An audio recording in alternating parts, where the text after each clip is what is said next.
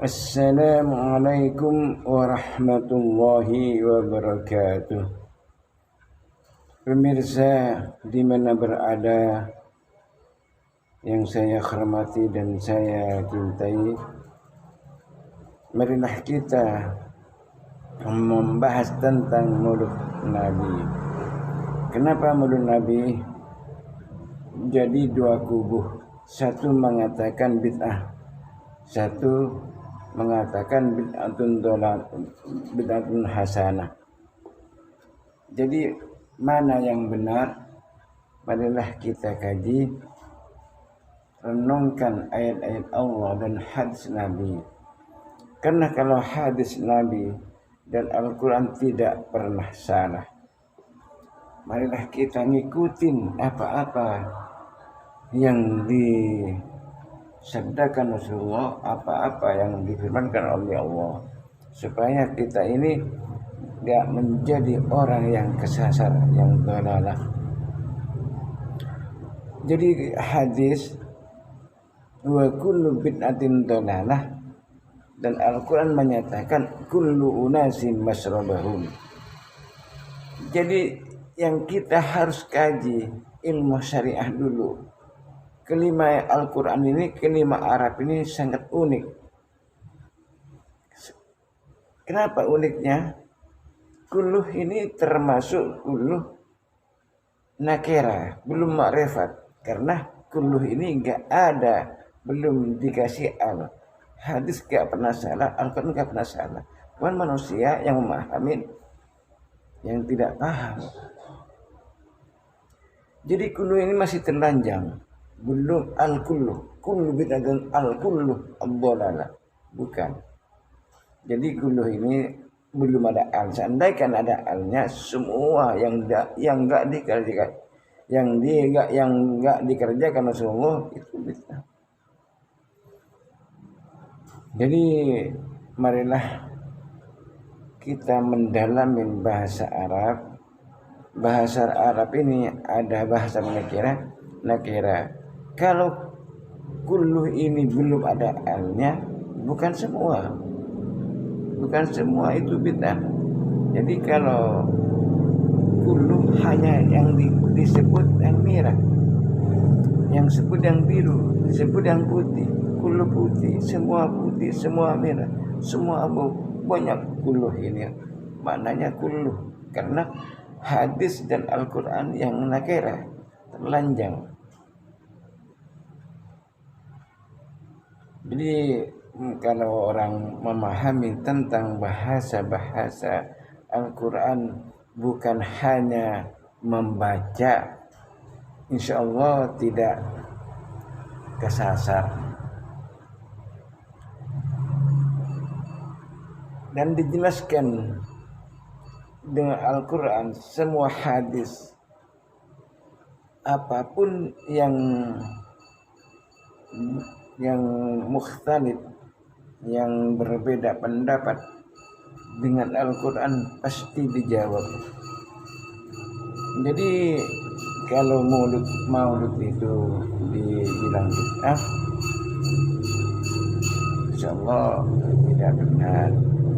Karena Al-Quran menjelaskan di surat Haji, yang mana yang bid'ah itu dzalika wa man yu'azzim hurumatillah fa huwa khairul lah, kata Allah. Siapapun yang membesarkan barang-barang yang diharamkan Allah, fa huwa khairul lah, maka baginya lebih baik, lebih bagus. Artinya mengundang orang itu barang kebatilan itu adalah jalan yang sesat.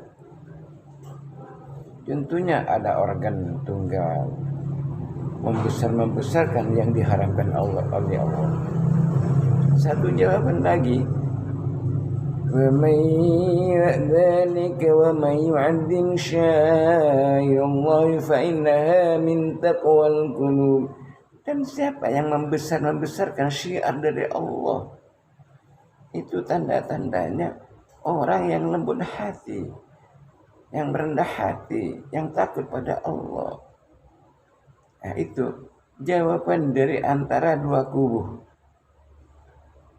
Jadi jelas kita ini sayang kalau satu tidak paham, satu tidak paham.